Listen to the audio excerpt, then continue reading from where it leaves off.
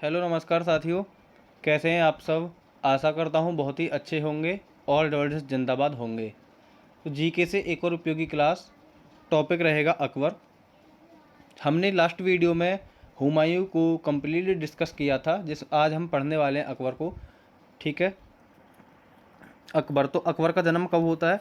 अकबर का जन्म होता है 1542 ईस्वी में। ठीक है, 1542। इसके बचपन का नाम पूछा जाता है एग्जाम में। इसके बचपन का नाम है जलाल, जिसको एक उपाधि मिली थी अर्श आसियानी। ठीक है, अर्श आसियानी उपाधि। पूछा जाता है आपसे कि अर्श आसियानी उपाधि निम्न में से किस शासक की थी, तो किसकी थी? अकबर की थी। ठीक है, अर्श आसियानी का मतलब होता है स्वर्ग में रहने वाला। ठीक है, स्वर्ग में रहने वाला किसका मतलब है? अर्श आसियानी का मतलब है।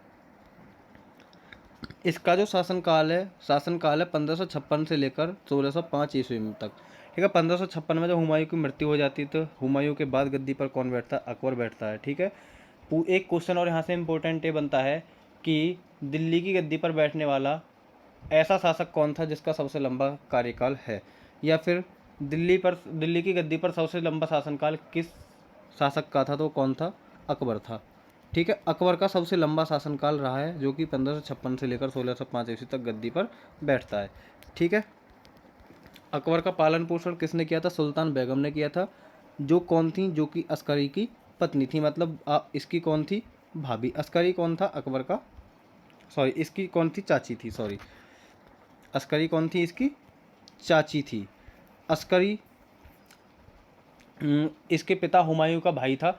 हुमायूं किसका बेटा था? बाबर का बेटा था। बाबर के 4 बेटे थे। कौन कौन? हुमायूं, अस्करी, हिंदाल और कामरान। ठीक है, 4 बेटे थे किसके? हुमायूं के। तो ये अस्करी कौन था? बाबर का भाई था। और बाबर के जो भाई था अस्करी, उसकी पत्नी थी सुल्तान बेगम, जिसने इसका पालन पोषण किया था। एक इसकी धीमा थी, धीमा का नाम था माहम अनगा। ठीक है, धीमा क्या होता है? ये क्या करते थे उस टाइम पर? दूध पिलाने के लिए किसी औरत को अपॉइंट करते थे। ठीक है, ये सोचते थे कि मान लो कोई औरत, कोई मान लो छत्राण है, या फिर कोई ज़्यादा मतलब टैलेंटेड है, या कोई ज़्यादा बड़ी विद्वान है, तो क्या ये सोचते थे कि यदि हमारे बच्चे के इनका दूध मिलेगा तो इनके गुण हमारे बच्चे के अंदर आएंगे। और ऐसा होता भी है। ज़्यादातर जो बच्चों में गुण आते हैं वो किसके आते हैं? माँ के ही आते हैं। ठीक है, कहाँ से आते हैं गुण? माँ के दूध से। तो इन्होंने धेमा अपॉइंट की थी। कौन थी वो? माहम अनगा। ठीक है, माहम अनगा का भी एक पुत्र था, उसका क्या नाम था? अदम खां उसका नाम था। ठीक है, माहम अनगा के नाम का के बेटे क्या नाम था? अदम खां। अकबर ने पहली शादी कब की थी? 1591 ईस्वी में। किससे की थी? रुकैया बेगम से की थी। ठीक है, अकबर ने पहली शादी कब की थी? 1591 में। इसका जन्म कब हुआ था? 1542 में। और शादी कब की है इसने? 1551 में। तो सोचो कितने वर्ष का थे? मात्र 9 वर्ष की अवस्था में इसने शादी कर ली थी। किससे? रुकैया बेगम से, 1551 में। ठीक है, इसको युवराज कब घोषित किया था? 1555 के सरहिंद के युद्ध में युवराज घोषित किया था। ठीक है, जिसमें हुमायूं ने किसको हराया था? सिकंदर शाह सूरी को हराया था। और इसी युद्ध के बाद इसने इसने अकबर को युवराज घोषित कर दिया था। ठीक है, अकबर की माता का क्या नाम था? अकबर की माता का नाम था हमीदा बानो बेगम। ठीक है, जिनका ही दूसरा नाम है मरियम मकानी। ठीक है, क्या नाम था इसकी माता का? हमीदा बानो बेगम। एक क्वेश्चन यहाँ से इंपॉर्टेंट ये पूछा जाता है कि अकबर का दूध मुहा भाई कौन था? तो अकबर का दूध मुहा भाई कौन था? मिर्जा अजीज कोका। ठीक है, कौन था? मिर्जा अजीज कोका। जो कौन था? इसकी एक और माँ थी ध्याईमात, जो कि कौन थी? जीजी अनगा। ठीक है, जीजी अनगा का पुत्र था कौन? मिर्जा अजीज कोका, जो इसकी दूसरी ध्येय थी। ठीक है, और मिर्जा अजीज कोका ही अकबर का दूध मुहा भाई बोला जाता है। अकबर का शिक्षक किसके लिए बोलते हैं? अकबर का शिक्षक था अब्दुल लकीफ, जो कि ईरान का सबसे बड़ा विद्वान है। ठीक है, ईरान का सबसे अधिक विद्वान या सबसे बड़ा विद्वान कौन था? अब्दुल लकीफ था, जिसको जिसको अकबर को पढ़ाने के लिए दरबार में रखा गया था। एक और इंसान था सिराजी। ठीक है, अकबर ने सिराजी के लिए बोला था कि अगर ये इंसान मतलब कुछ कहे तो मैं इसके लिए पूरी दिल्ली की गद्दी छोड़ने के लिए तैयार हूँ। इसने बोला था सिराजी के लिए कि सिराजी के लिए मैं कुछ भी कर सकता हूँ, अगर ये दिल्ली की गद्दी मांगे तो मैं दिल्ली की गद्दी भी हंसते हंसते कुर्बान कर दूंगा। अब ये सिराजी कौन था? सिराजी ने अकबर से बोला था कि यदि आप, अकबर एक अनपढ़ व्यक्ति था। ठीक है, अकबर कौन था? अनपढ़ व्यक्ति था। तो इसने अकबर के लिए बोला था कि यदि आप पढ़ नहीं सकते, लिख नहीं सकते, तो आप सुन तो सकते हैं। तो बोला जाता है कि सिराजी ने, जब अकबर विश्राम करता था, तो अकबर ने कई हज़ार किताबें पढ़कर इसके कानों से गुजार दी थी। ठीक है, इसने इसके लिए एक कंपनी बनाई थी, इसने मतलब इसके लिए विभाग बनाया था जिसका नाम था सिराज एंड कंपनी। ठीक है, सिराज एंड कंपनी। ये लोग क्या करते थे, जैसे अगर विश्राम करता था तो इसको किताबों को पढ़कर इसके कानों से निकालते थे। तो कई हज़ार किताबें सिराजी ने पढ़कर अकबर के कानों से निकाल दी थी। इसलिए अकबर सिराजी को बहुत ज़्यादा मानता था और इस पर किसी की नज़र भी नहीं पड़ने देता था। अकबर सोचता था कि सिराजी सिर्फ मेरा है तो सिराजी मेरे पास ही रहे, सिराजी पर किसी और की नज़र नहीं पड़नी चाहिए।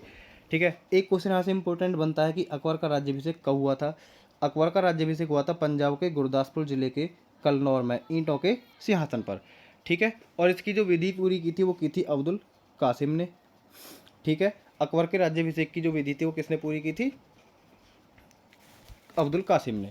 तो उस समय की बात है जब हुमायूं की मृत्यु हो जाती है 1556 में, तो क्या होता है कि लोगों को खबर लग जाती है कि हुमायूं की मृत्यु हो चुकी है, कि हुमायूं अब दिल्ली की गद्दी पर नहीं रहा।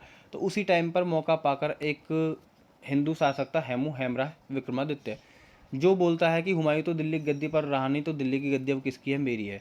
तो हेमू दिल्ली की गद्दी पर अपना अधिकार कर लेता है। ठीक है, जब लोगों को पता चलता है कि हुमायूं अब नहीं रहा, तो हुमायूं के एक हमशक्ल था मुल्ला बेकसी। ठीक है, कौन था, मुल्ला बेकसी। तो अकबर का एक संरक्षक आता है बैरम खान, जिसने मच्छीवाड़ा के युद्ध में हुमायूं की सहायता भी की थी। ठीक है, हुमायूं की सहायता भी की थी। तो जो इसका जो संरक्षक था बैरम खान, उसने क्या किया था, जब लोग हुमायूं को बोल रहे थे कि हुमायूं कहाँ है, हमें हुमायूं को देखना है, तो इसने किले की प्राचीर पर यानी कि किले की दीवार पर खड़ा करके उसको दिखाया था, मुल्ला बेकसी को दिखा दिया था। मुल्ला बेकसी बिल्कुल हूबहू हुमायूं की तरह दिखता था।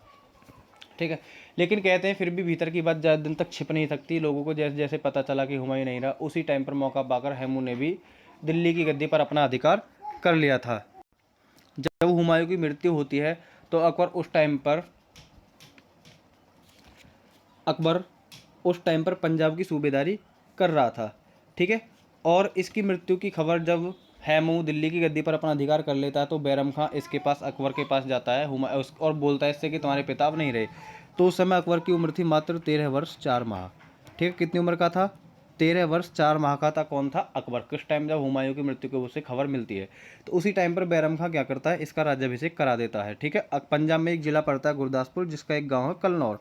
ठीक है, तो उसमें ईंटों के सिंहासन पर बिठाकर क्या हो जाता है, इसका राज्याभिषेक हो जाता है। तो क्वेश्चन पूछा जाता है कि ईंटों के सिंहासन पर राज्याभिषेक कराने वाला शासक कौन था, वो कौन था, अकबर था। ठीक है, अकबर का संरक्षक कौन था, बैरम खान, जो कि 1556 से लेकर 1561 तक रहा था। अभी 5 साल ही क्यों रहा है, क्योंकि 1561 में इसको अकबर ने महाम अंगा के कहने पर इसे मक्का भेज दिया था। मक्का कहाँ पड़ता है, सऊदी अरब में पड़ता है। ठीक है, अभी मैंने एक क्वेश्चन यहाँ से इंपॉर्टेंट ये है कि 7 अक्टूबर 1556 को हेमू ने स्वयं को दिल्ली का सम्राट घोषित कर दिया। ठीक है, आपको ये वाली लाइन बहुत ज़्यादा इंपॉर्टेंट याद रखनी है कि हेमराज दिल्ली की गद्दी पर अंतिम हिंदू सम्राट था। ठीक है, और हेमराज की जो उपाधि मिली थी वो विक्रमादित्य की उपाधि थी। विक्रमादित्य कौन सी थी, विक्रमादित्य 14 की इसकी उपाधि थी। ठीक है, विक्रमादित्य 14 किसकी उपाधि थी, हेमराज विक्रमादित्य है, यानी कि हेमू की। तो हेमू ने दिल्ली की गद्दी पर अब खुद को सम्राट कब घोषित किया था, 7 अक्टूबर 1556 ईस्वी को। ठीक है, और क्वेश्चन इंपॉर्टेंट ये है कि दिल्ली की गद्दी पर अंतिम हिंदू सम्राट कौन था, हेमराज विक्रमादित्य। तो जब अकबर का राज्याभिषेक हो जाता है तो उसके बाद 1556 में एक युद्ध होता है, पानीपत का दूसरा युद्ध। ठीक है, पानीपत का प्रथम युद्ध कब होता है, 1526 ईस्वी में इब्राहिम लोदी और बाबर के बीच। पानीपत का जो दूसरा युद्ध है, पानीपत कहाँ पड़ता है, हरियाणा में पड़ता है। ठीक है, पानीपत कहाँ है, हरियाणा में। तो पानीपत का जो दूसरा युद्ध होता है वो होता है 5 नवंबर 1556 ईस्वी को, जो कि किसके बीच होता है, अकबर वर्सेज हेमू। हेमू यानी कि विक्रमादित्य, हेमराज विक्रमादित्य 14।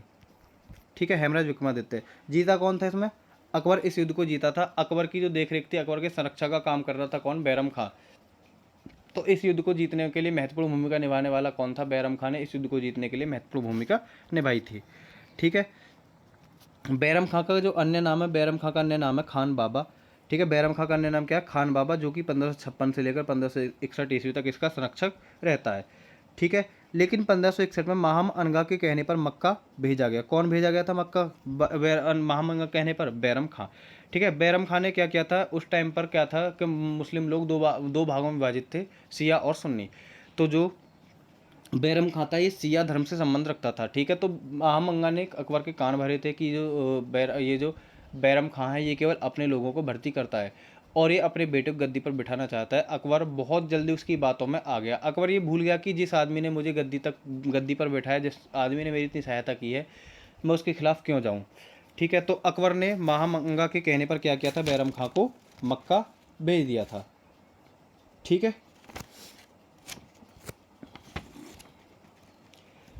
और अकबर ने जब बैरम खां को मक्का भेजा था तो अकबर ने इसके सामने 3 शर्तें रखी थी। ठीक है, अकबर ने इसके सामने 3 शर्तें रखी थी। पहली शर्त इसने रखी थी, इसने बोला था बैरम खां से कि तुम या तो कालबी और चंदेरी की सूबेदारी ले लो। ठीक है, किसकी, या तो कालबी या चंदेरी की सूबेदारी ले लो। दूसरी शर्त रखी थी कि आप मेरे सलाहकार बन जाओ और आपको कोई सलाह नहीं दी जाएगी, आप मेरे निजी सलाहकार रहोगे। तीसरा इसने उसके पास ऑप्शन रखा था कि आप मक्का चले जाओ। मक्का कहाँ पड़ता है, सऊदी अरब में।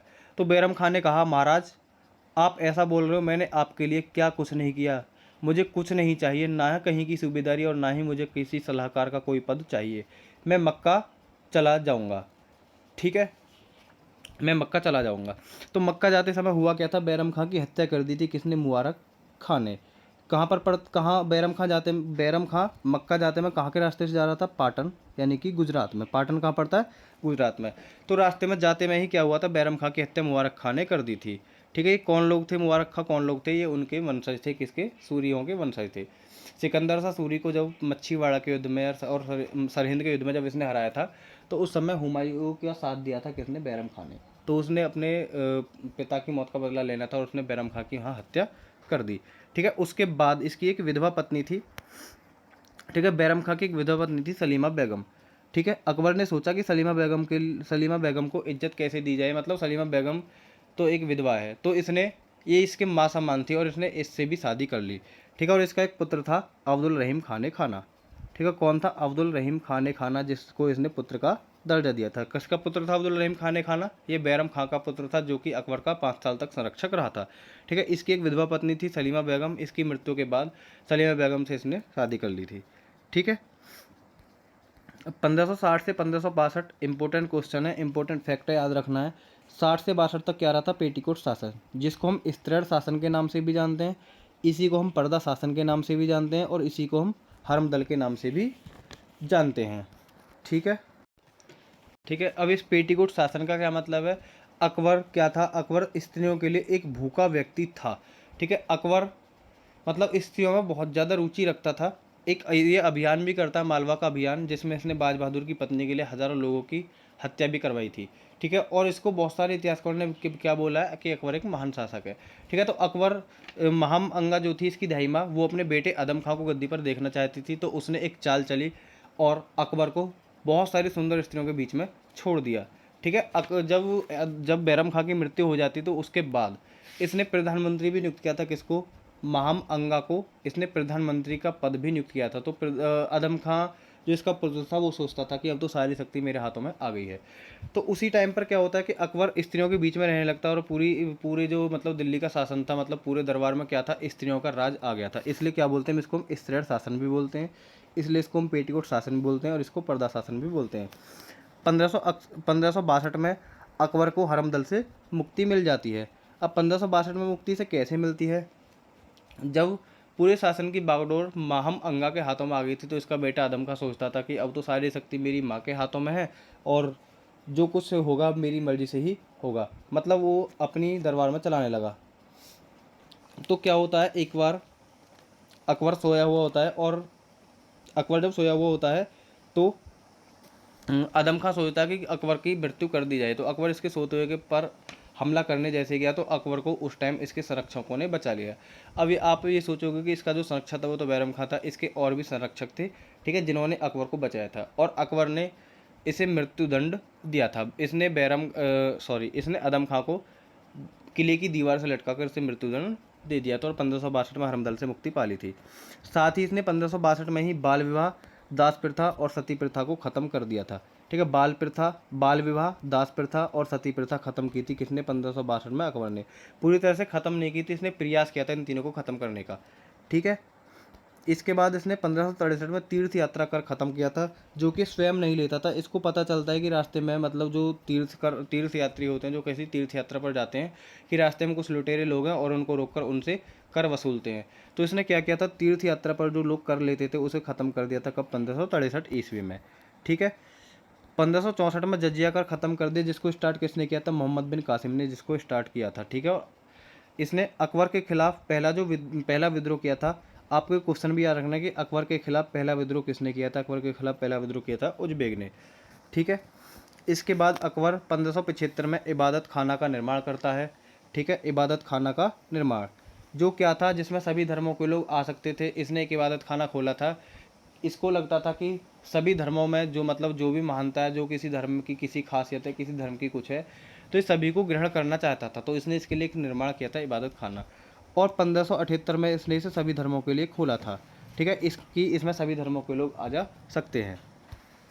ठीक है। सभी धर्मों के लिए इसे 1578 में खोला गया था। और इसमें एक चर्चा घर होता था, वो होता था बृहस्पतिवार को। ठीक है। इंपॉर्टेंट फैक्टर याद रखना है कि इबादत खाना में जो चर्चा घर होता था वो कब होता था? बृहस्पतिवार को होता था। ठीक है।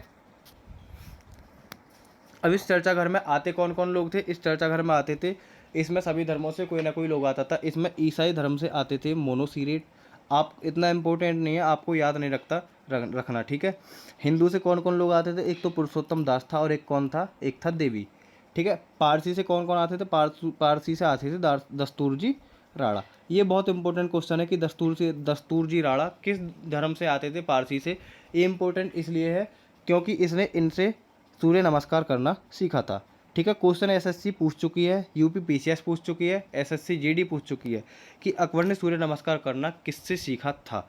ठीक है। अकबर ने सूर्य नमस्कार करना किससे सीखा था? तो दस्तूर जी राणा से सीखा था। ठीक है। जैन धर्म से कौन कौन लोग आते थे? जैन धर्म से आने वाले लोग थे शांति चंद्र, भानुचंद्र और हरि विजय सूरी। हरि विजय सूरी को क्या कहते हैं? इसने जगत गुरु की उपाधि दी थी। ठीक है। अकबर ने लोगों का इतना पागल बनाया कि सभी धर्मों के लोग क्या सोचते थे। इसने मान लो ईसाई धर्म की कुछ बात सुनी, तो ईसाई धर्म की बात सुन के सोचता अच्छा ईसाई धर्म में ये है। तो ईसाई धर्म के लोग क्या सोचते थे कि अकबर बहुत ही जल्दी ईसाई धर्म को स्वीकार करने वाला है। मतलब इसने ऐसा कोई धर्म नहीं छोड़ा जिसका इसने पागल ना बनाया हो, सभी का ही पागल बनाता था। मतलब सभी को ये लगता था कि अकबर बहुत जल्दी ही हमारे धर्म को स्वीकार करने वाला है। ठीक है। लेकिन ऐसा कुछ नहीं हुआ था। 1579 में अकबर मजहर की घोषणा कर देता है। ठीक है। मजहर क्या होता है? सम्राट का आदेश सबसे ऊपर। अब सम्राट का आदेश सबसे ऊपर कैसे? मान लो जो अदर धर्म के लोग हैं, मान लो कोई हिंदू है, कोई मुस्लिम है, ठीक है, या फिर कोई ईसाई है। तो हिंदू लोग बोलते थे कि नहीं हमारे धर्म में तो ऐसा होता है कि ऐसा होना चाहिए। ईसाई बोलते नहीं ये हमारे धर्म के खिलाफ है, ऐसा नहीं ऐसा होगा। तो इसने क्या किया था कि किसी की कोई बात नहीं मानी जाएगी, मतलब कोई भी धर्म हो किसी की कोई बात नहीं मानी जाएगी। जो भी माना जाएगा वो मेरी आज्ञा पर ही माना जाएगा, मतलब जो मैं आदेश दे दूंगा वही होगा। ठीक है। उसको बोलते थे मजहर। और इसका मतलब सीधा सीधा क्या है? सम्राट के आदेश सबसे ऊपर। 1502 में क्या होता है? दहसाला प्रथा। ठीक है। दहसाला प्रथा स्टार्ट की थी, जो कि किसने की थी? टोडरमल द्वारा शुरू की गई थी। ठीक है। टोडरमल के द्वारा शुरू की गई थी क्या? दहसाला प्रथा। इंपॉर्टेंट एग्जाम में ये भी आ चुका है कि दहसाला प्रथा किसके द्वारा शुरू की गई थी? तो टोडरमल के द्वारा की गई थी। टोडरमल कौन था? इसका एक राजस्व मंत्री था, जो कि इसके नौरत्नों में शामिल था। ठीक है। नौरत्नों में शामिल कौन था? टोडरमल, जो कि इसका राजस्व मंत्री हुआ करता था। ठीक है। इसके बाद होता है हल्दी घाटी का युद्ध, जो कि 10 जून 1576 ईस्वी को होता है। कब होता है हल्दी घाटी को? 10 जून 1576 ईस्वी को हल्दी घाटी का युद्ध होता है, जो किस किस के बीच है? अकबर वर्सेज महाराणा प्रताप जी के बीच होता है। ठीक है। अकबर वर्सेज महाराणा प्रताप के बीच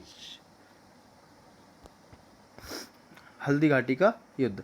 अब इसमें महाराणा प्रताप की सेना की तरफ से कौन कौन लोग थे? महाराणा प्रताप की सेना से थे हकीम खां थे, राणा पूजा सोलंकी थे, मन्नाजी झाला थे और भामा शाह थे।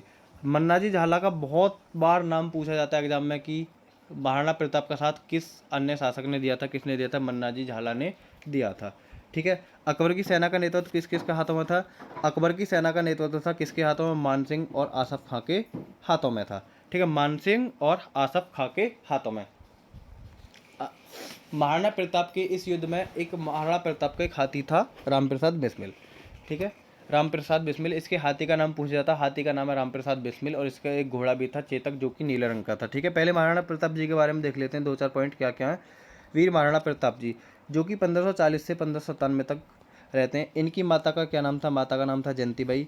पिता का नाम था उदय सिंह। उदय सिंह कौन थे? राणा सांगा व उनकी पत्नी कर्णावती के पुत्र। ठीक है, उदय सिंह महाराणा प्रताप जी के पिताजी थे और उदय सिंह किसके बेटे थे? उदय सिंह थे राणा सांगा के बेटे, जो कि मेवाड़ के शासक थे, जिनका पूरा नाम क्या था? महाराणा संग्राम। ठीक है, महाराणा संग्राम। ठीक है, महाराणा संग्राम जी के बेटे थे उदय सिंह, और उदय सिंह के बेटे कौन थे? वीर महाराणा प्रताप जी। ठीक है, ये कौन से वंश से संबंधित थे? ये सिसोदिया वंश से संबंधित थे। इनका वंश कौन सा था? सिसोदिया वंश था। जन्म कहाँ हुआ था इनका? जन्म हुआ था कुंभलगढ़ में। ठीक है, मेवाड़ महाराणा प्रताप का जन्म कहाँ था? कुंभलगढ़ में। इनका जो घोड़ा था, घोड़ा कौन था? इनका घोड़ा था चेतक। ठीक है, इनके दरबार में रहता था शक्ति सिंह। तो शक्ति सिंह क्या करता था? जिस चीज़ के लिए महाराणा प्रताप जी बोल देते कि मुझे ये पसंद है, शक्ति सिंह उसी चीज़ के लिए बोलता था कि मुझे ये पसंद है। तो होता क्या है, एक बार बाजार में जाते हैं तो वहाँ पर दो घोड़े थे, एक नीले रंग का था, एक सफ़ेद रंग का था। तो महाराणा प्रताप जी बोलते हैं कि मुझे सफ़ेद रंग का घोड़ा पसंद है, क्योंकि उनको पता था कि जिस चीज़ के लिए मैं बोलूँगा शक्ति सिंह उसी चीज़ के लिए बोल देगा। तो जैसे ही वो बोलते हैं कि मुझे सफ़ेद रंग का घोड़ा पसंद है, तभी शक्ति सिंह बोलता है कि सफ़ेद रंग का घोड़ा मुझे पसंद है, और महाराणा प्रताप जी को उनकी पसंद का घोड़ा चेतक मिल जाता, जो कि नीले रंग का था। ठीक है, इनके हाथी का क्या नाम था? रामप्रसाद बिस्मिल था। अब ये एक ऐसा हाथी था जो कि हल्दी घाटी के युद्ध में एक अकेला इसने अकबर की सेना के 13 हाथियों को मार गिराया था। ठीक है, 13 हाथियों को मार गिराया था। एक होता महावत। महावत कौन होता? महावत होता जो हाथी के ऊपर बैठकर सवारी करता है। तो इसका ये जो हाथी रामप्रसाद बिस्मिल था, एक ऐसा हाथी था जो बिना महावत की युद्ध भूमि में लड़ रहा था।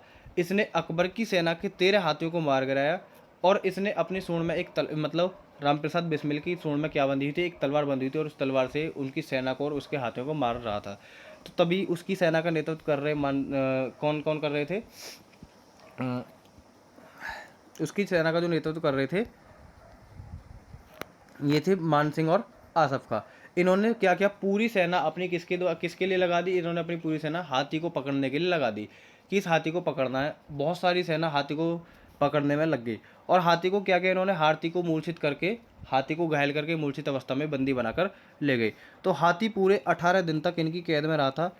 हाथी पूरे 18 दिन तक इनकी कैद में रहा। 15 दिन तक इन्होंने हाथी को खूब मनाया, हाथी के पसंद की खूब चीज़ें लाएगी कि हाथी शायद ये खा ले, शायद ये खा ले। लेकिन हाथी भी इतना, मतलब मेवाड़ मुकुट मतलब इतना प्रेमी था महाराणा प्रताप का कि इन्होंने वहाँ कुछ भी नहीं खाया, और इन्होंने 15 दिन तक हाथी पर बहुत ज़्यादा अत्याचार किया। 3 दिन तक तो ये हाथी को वैसे ही मनाते रहे कि शायद कुछ खा ले, और उसके बाद इन्होंने हाथी पर अत्याचार करना स्टार्ट कर दिया। पूरे 15 दिन इन्होंने हाथी पर अत्याचार किया था, और 18वें दिन हाथी रामप्रसाद बिस्मिल की मृत्यु हो गई थी। तो इसलिए अकबर ने एक लाइन और बोली थी महाराणा प्रताप जी के लिए कि जिस इंसान के मैं हाथी को नहीं झुका पाया, मैं उस इंसान को क्या झुका पाऊंगा। और इसका जितनी बार महाराणा प्रताप जी से युद्ध हुआ था, ये कभी भी नहीं जीत पाया उनसे। केवल ये राजस्थान के युद्ध को ही नहीं जीत पाया था, ये हमेशा अनिर्णायक रहा था। बाकी इसने हर जगह को, हर युद्ध को जीता था। ठीक है, एक युद्ध होता 1502 में दीवेर का युद्ध, जिसे हम मेवाड़ के मैराथन के नाम से जानते हैं। ठीक है, दीवेर के युद्ध को किस नाम से जानते हैं? मेवाड़ के मैराथन के नाम से जानते हैं। इस युद्ध में मुगलों ने जो भी किले हमारे भारतीयों के छीने थे, उन सब किलों को क्या किया था? वापस पाया था। किसने? महाराणा प्रताप जी ने। ठीक है, तो आज की वीडियो में बस इतना ही। अकबर का अभी कुछ पार्ट और बचा, जिसको हम अकबर की दूसरी वीडियो में कवर करने वाले हैं। तब तक के लिए जय हिंद, नमस्कार, बाय बाय।